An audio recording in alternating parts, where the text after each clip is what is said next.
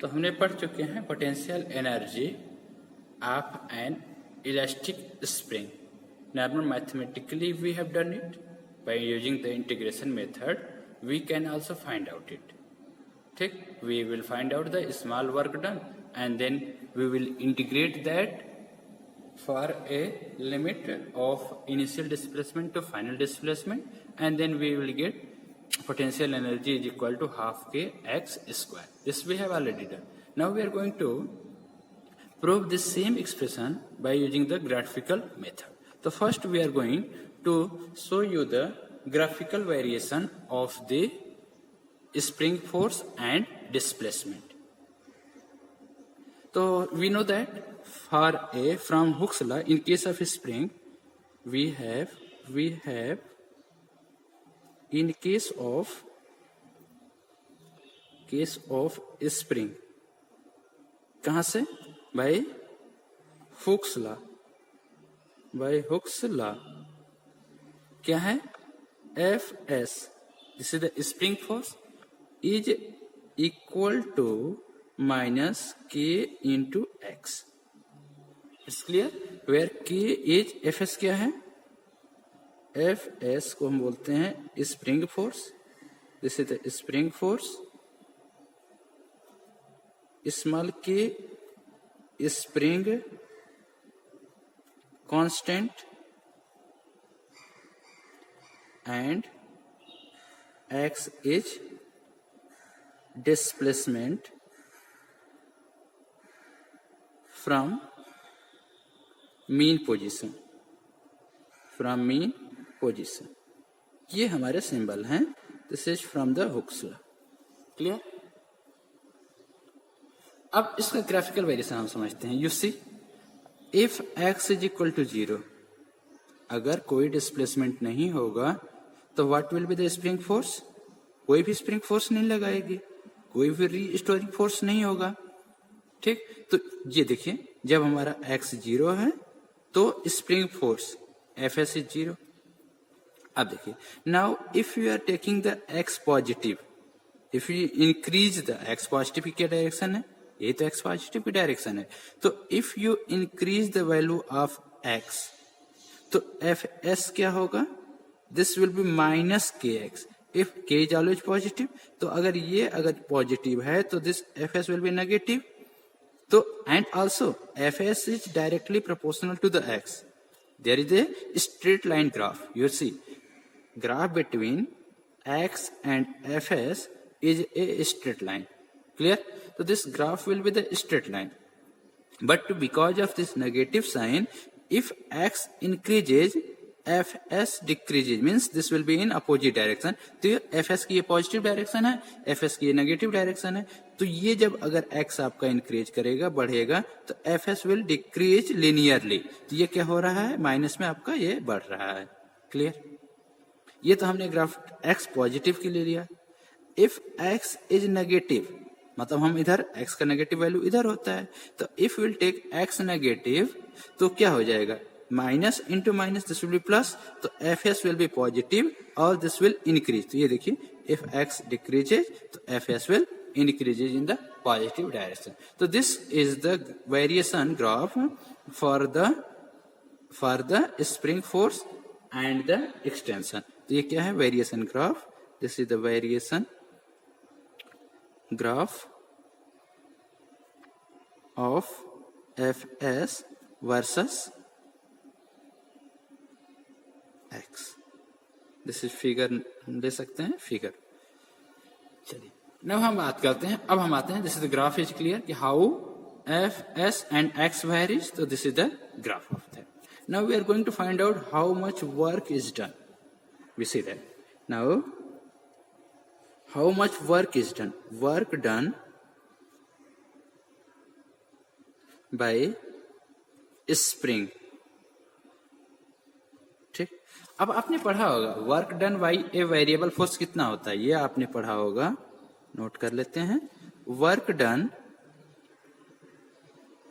By variable force. Variable force का मतलब varies with x. तो कितना होता है? W is equal to area of the graph between F and X. ये चीज तो आप जानते हैं। तो same formula we are using here कि अगर हमें स्प्रिंग फोर्स की वजह से वर्क डन निकालना होगा तो ये हम कितना निकालेंगे, डब्ल्यू एस हम लेते हैं, work done by the spring force. ये कितना हो जाएगा, area of the F S curve. इसको हम लिखेंगे area of the F S and X curve, मतलब इन दोनों के बीच में कर्व होगा। क्लियर। अब यहां पे क्या होगा, इसका मतलब एरिया किसकी हो जाएगी, फिगर में देखिए एक वैल्यू और हम ले लेते हैं एक्स एम। एक्स एम यहां लिख लेंगे पहले, area of triangle O A B. ये तो हो गया। अब हमारा एक्स एम क्या है, एक्सियम यहां हम लिख लेते हैं, axiom is the maximum displacement, maximum displacement, displacement from mean या इक्विलिब्रियम मीन पोजीशन। ये हमारा हो गया। अब एरिया हम बात करते हैं, area of the triangle O A B. अब इसका शेप क्या है, this is the right angle triangle. तो एरिया का फार्मूला क्या होता है, area of a triangle half multiplied by base multiplied by height या परपेंडिकुलर डिस्टेंस, इसी को तो बोलते हैं, या परपेंडिकुलर डिस्टेंस। अब इस ट्राइंगल ओ ए बी में बेस कितना होगा, O B, this will be equal to half into O B multiplied by height इसकी कितनी होगी या परपेंडिकुलर कितना होगा, ए बी के बराबर। Clear. Now substitute the value, ये आपका वैल्यू जो है ये this is the value F S and this is the value of X M. तो substitute the value, what you will get, this W S C, area of the F S and X curve, area of the triangle O A B, area is equal to half multiplied by base multiplied by height, और कितना हो जाएगा, half, base कितना है figure में आपने देख लिया, ओ बी, और हाइट कितना है, ए बी के बराबर। Substitute the value of O B and O A B, ये कितना हो जाएगा, इनटू ओ बी कितना है, एक्स एम के बराबर, और ए बी कितना है, एफ एस के बराबर। This is the equation number 2। Substitute the value of using 1, हमें क्या मिलेगा, देखिए this will be equal to half into X M into by 1 कितना था, F S minus K into यहाँ पे एक्स था। This is the general case कि अगर डिस्प्लेसमेंट अगर आपका एक्स है तो वी आर टेकिंग एक्स। अब यहाँ पे तो हमने डिस्प्लेसमेंट मान लिया एक्स एम, तो यहाँ पे हम क्या रखेंगे, एक्स एम। क्लियर। अब ये कितना हो जाएगा, this will be equal to minus half के X M square. This is equation number 3। ये हमारा मिल गया work done by a spring force. Thus, that is the work done, किसके द्वारा, वर्क डन बाय स्प्रिंग कितना किया गया, डब्ल्यू एस बराबर minus half K into X M square. This is equation number 30 we have already taken. Now see, now अब देखिए ये तो हमारा क्या है, स्प्रिंग वर्क कर रही है, ठीक। If you are stretching it या you are compressing it, then work done by you, then now the work done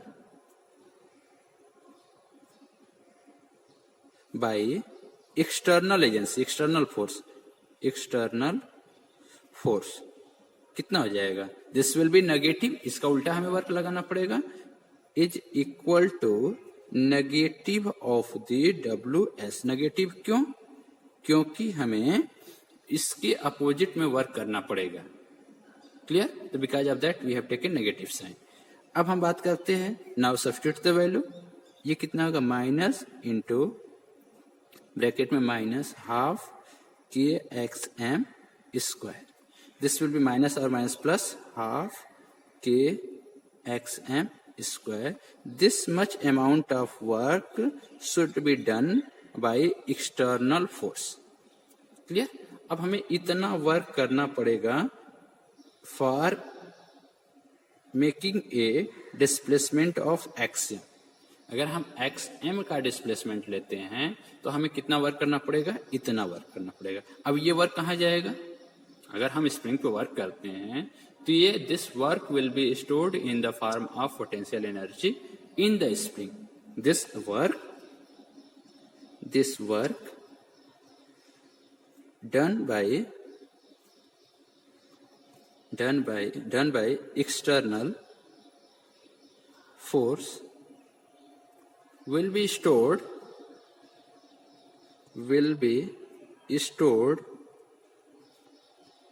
in the form of potential energy in spring. Clear? Therefore, अब क्या हो जाएगा? Therefore, potential energy of an